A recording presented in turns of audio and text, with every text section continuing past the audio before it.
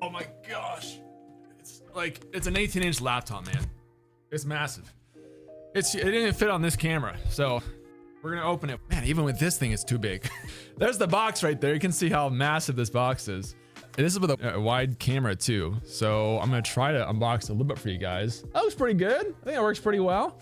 There's the inside of the box. This one is a very special unboxing style, but you've got your charging stuff here. So this is the actual brick that goes with it, which is a big PSU. Spoilers, because it's kitted out with the internals, and the actual plug here. Obviously, this is the laptop piece. So I'm gonna go ahead and unbox this. Anyway, get this huge box off the table and a smaller box on the table. Woo. Okay, this is what it comes in when you get it. Again, this is the 2026 refresh of it. So visually, it's very similar to the 2025 model. It's just got an updated CPU, I believe, primarily, and maybe a couple other tweaks, but that is the change. So here's the inside. Look at that. Reach your impossible on top. Fancy, fancy, beautiful. Move her into the actual unit itself. We'll pull it out of here, and it's got this nice storage. And then, of course, you pull it out like this, and there's the actual unit right there itself, the 9i. Spoiler, I did turn it on to make sure it was all good to go, but this is the unboxing experience you see there.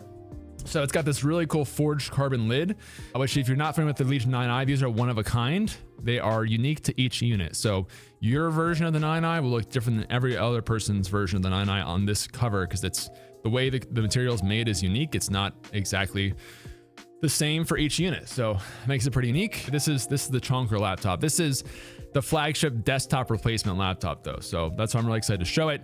There's the bottom with your venting. This one does have the venting out the back like the other units, and it's gonna have your HDMI and your power cable right there. I'll actually, can we do the top down for this one? This is gonna be a better view. Look at that. Okay, there's the top down view. So this side is gonna have your full size SD card reader, and your privacy switch for the camera. And switching around to the other side, you're gonna have, this is a much better view. You're gonna have your USB-A, your two USB-Cs, which I believe do Thunderbolt, and a full-size Ethernet if you wanna pull it out. A little hard to see there, but yeah, that's the Ethernet cable that goes in there, and your headphone jack there. So that's the ports that we have on there. I'll show this kind of side. This is a little easier to see on this side. So yeah, your power and your HDMI.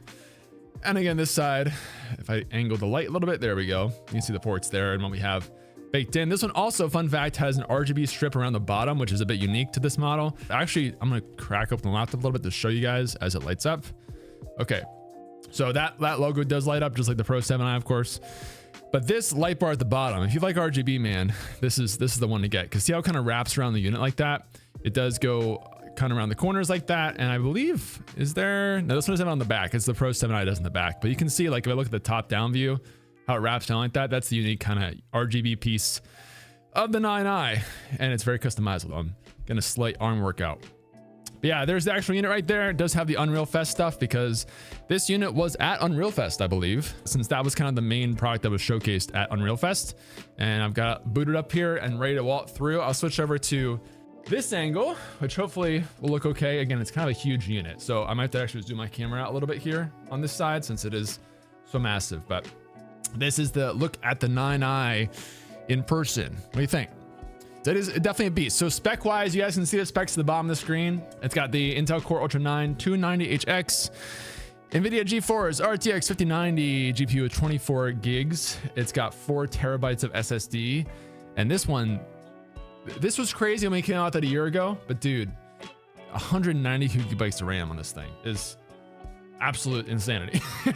Again, it was crazy last year, and this year, in the wake of everything that's going on in the world, yeah, 192 gigs of RAM is insane. Has a 3840 by 2400 screen, which I think I mostly got. Oh, close. It was bigger than I actually put on there. 4K panel that also is 16 by 10, so that's why it's that. And does 240 hertz. It also, I believe, goes up to 480 hertz if you put it into full HD mode. I think that requires a restart and a BIOS tweak to do. But yeah, the 9i, that one's little party tricks is you can do a 480 hertz refresh rate on this thing in full HD. So crazy if you want to do that. Does it have anti-silly people quality to endure a fall? Well, I mean, this one's very strong. This one also, I always try to show this. It's really hard to show this on a stream, but like the hinge quality on this thing is insane. It feels like you're like Like you are not going to break this hinge unless you're specifically trying to do it. So yeah, the build quality on this thing is a beast. It was designed for game developers to be a workstation level replacement to, you know, that's why Unreal Fest was the sponsor for this year and the focus for 9i. So it's really meant to be kind of a desktop level replacement for that super high end. I want to be super clear, like this product is not for everybody. This is for that person who just wants absolute top line. Just give me like the max spec that you can get, overkill kind of thing. Or if you know, need a workstation level thing. But I like to show it because it's like the top end, and you know, if you're interested, it is cool just to see how it works. So yeah, it's insane, Crypt. It's insane. I'm gonna plug in the power, which is a huge power supply for this thing. Just power it, and then also the HDMI so we can get the capture card going for you guys. Now I'm gonna preface this by saying capturing this thing with the stream PC is gonna be a challenge because of the display resolution it's running at. And obviously it's in 4K with 240 hertz, which is just insane. But I'm gonna do my best to make it look okay for you guys on the stream side too. For me, it's gonna be fine, but it's always a little bit finicky to get the capture card to play nice when you're going crazy spec mode. So a 400 watts, I believe. I'm using a 400 watt right now. I think it's 400 though, pretty sure. How loud is it? We'll see, we'll test it. You can definitely crank up the fans in this if you want to. And I think for Halo, I'm probably gonna put in performance mode and run some of the settings I think I had an ultra setting for pre-testing, so that's what we're running. Can you program the keyboard lighting? Yes, you can. You want to see it? So that's all through Legion Space. I actually have not tested this yet on this device, but if we boot up Space, that's usually where our controls are. You can always do this stuff off the bat. So if I turn off this overhead light for a second, you can do FM plus Space, and that's your presets for lighting, right? So you've got, I think, 6 modes off the bat. This might be like the rainbow one or just the off if you want to have it super discreet. And then you can kind of customize a profile for each of these. I believe this one also has per key lighting if that matters to you, if you want to map out your WASD or your MMO keys and all that kind of stuff, and some different options. There's that effect right there, that explosion. Smash it and it just keeps exploding across the keyboard.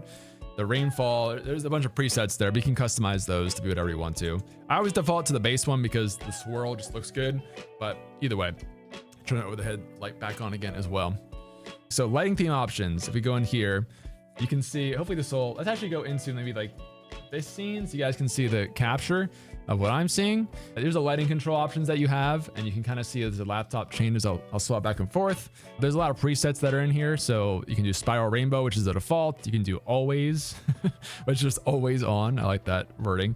Ripples is like the kind of exploding out thing that we talked about. You can do raining, which is that rainfall that comes down. I can switch back and forth between these. See, that's the rainfall style. So this one actually, I guess, matches like your sound. This might be a new one, but it kind of creates a visualizer of your music.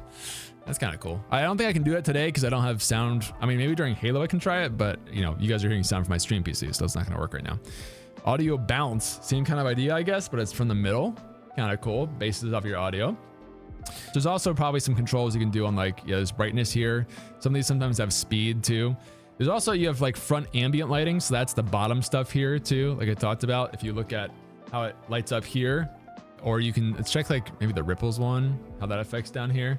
Cool, these are all synced too. So like the rainbow, you'll see matches like up here a little bit.